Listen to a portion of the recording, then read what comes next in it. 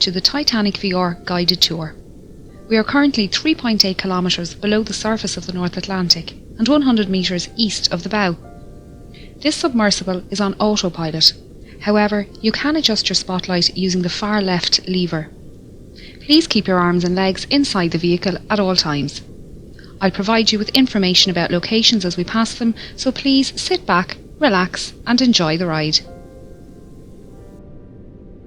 The R.M.S. Titanic was the second White Star Line Olympic-class ocean liner, the first being R.M.S. Olympic and the third being HMHS Britannic. She was 269 metres long, 28 metres wide and 72 metres tall from the bottom of her keel to the top of her masts. At 46,328 tonnes, she was the largest ship built at the time, being only slightly bigger than Olympic. She would be servicing the transatlantic route, a journey from Southampton, England to New York, USA. She stops at Cherbourg, France and Queenstown, Ireland. After departing Queenstown on the afternoon of Thursday, the 11th of April, R.M.S. Titanic began her 5,360 kilometre journey to New York City. She was due to arrive in the early hours of Wednesday, the 17th of April, but with calm ocean conditions and good weather, it was possible she could arrive early on Tuesday evening instead.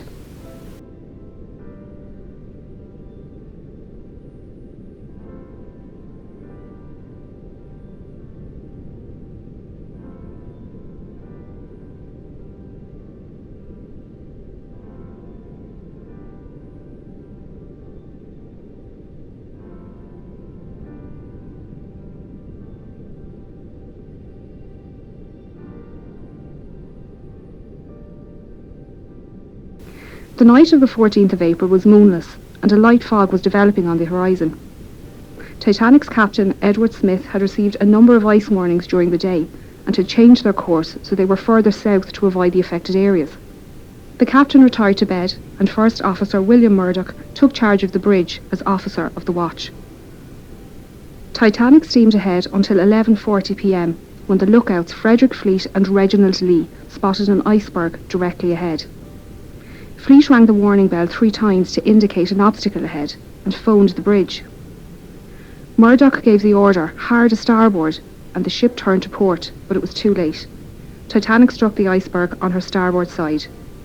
The impact buckled hull plates and sheared rivets, revealing her first 6 compartments to the ocean. As the iceberg slid down the side of the ship, Murdoch ordered a hard a port, swinging a Titanic stern out of the path of the iceberg.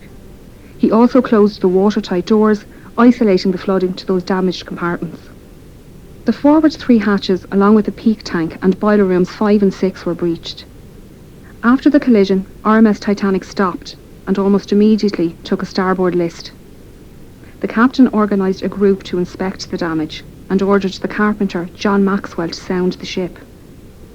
Chief designer Thomas Andrews knew the volume of each breached compartment and calculated that the initial flooding rate was around 15,000 tonnes within the first 40 minutes.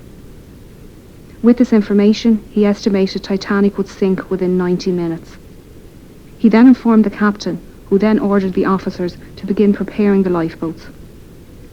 All free seamen were sent up to the boat deck to begin pulling the covers off the lifeboats and to collect lanterns, blankets, food and water for the passengers. Passengers were woken by their stewards and told to put on their life belts and head up to the boat deck.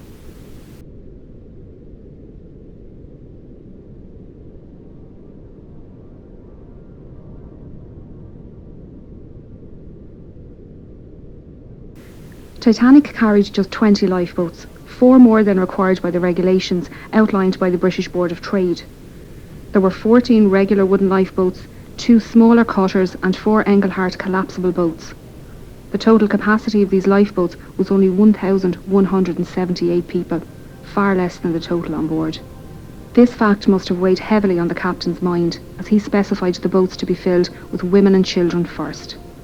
Just over an hour after the collision, the first lifeboat left the sinking ship. To convince women to leave, officers tried assuring them it was only a precaution, that they would be back on board by daylight. First Officer Murdoch filled the starboard side, while Second Officer Charles Lightoller filled port. The officers interpreted the captain's women and children first order differently, with Murdoch putting men into the boats after all the women and children near the boat had entered. Lightoller, on the other hand, only allowed women and children to enter the boats and refused all men and boys over 14 years old. By 1:45 a.m, Titanic was down by about 5 degrees to the head, with the forecastle almost underwater. Panic began to rise through the passengers still on deck as they watched boat after boat launch. A few male passengers were physically removed from stern portside lifeboats 14 and 16, and 5th Officer Harold Lowe warned other men not to approach by firing his pistol into the water below. The situation at the starboard bow was similar, with a group of men storming collapsible sea. Murdoch fired his pistol twice to warn them to move back from the lifeboat, and they were dragged out by other male passengers. A large group of third-class women and children took their place, along with a few seamen and the owner of White Star Line, Joseph Bruce Ismay. In the radio room, Titanic's Marconi operators were desperately communicating with nearby stations and ships. Throughout the night, senior operator Jack Phillips worked the 5-kilowatt Marconi wireless radio set to send out distress signals using both the old CQD and new SOS call codes. He alerted nearby ships to their position and status, and received updates of ship locations and estimated arrival times. Junior operator Harold Bride took these updates to Captain Smith and passed the captain's responses back to Phillips for transmission.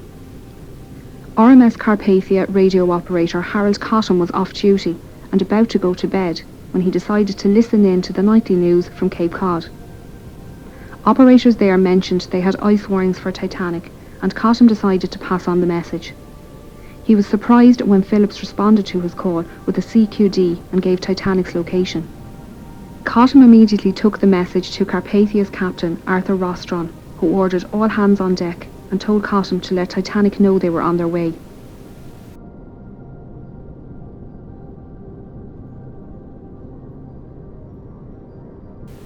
As the water reached the boat deck, the operators left their station, with Bride heading towards the port bow and Phillips to the starboard stern. Murdoch and 6th Officer James Moody were standing on the starboard side, loading collapsible A into the davits.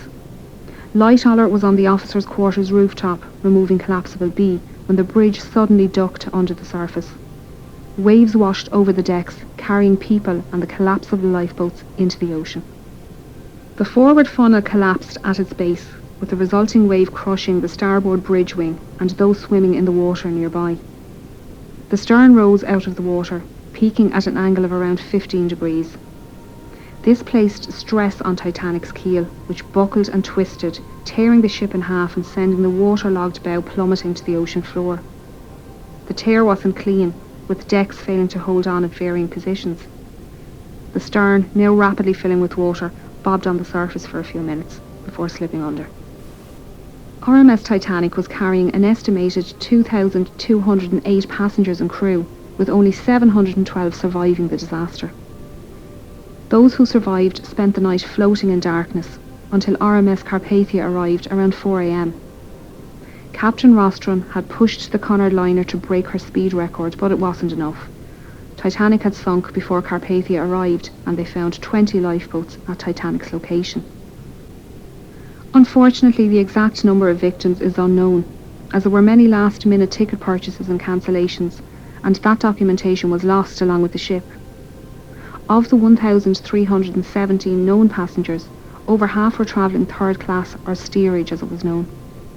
These passengers couldn't access the boat deck without entering second class or crew areas, meaning many were unaware how to get to the lifeboats and escape the sinking.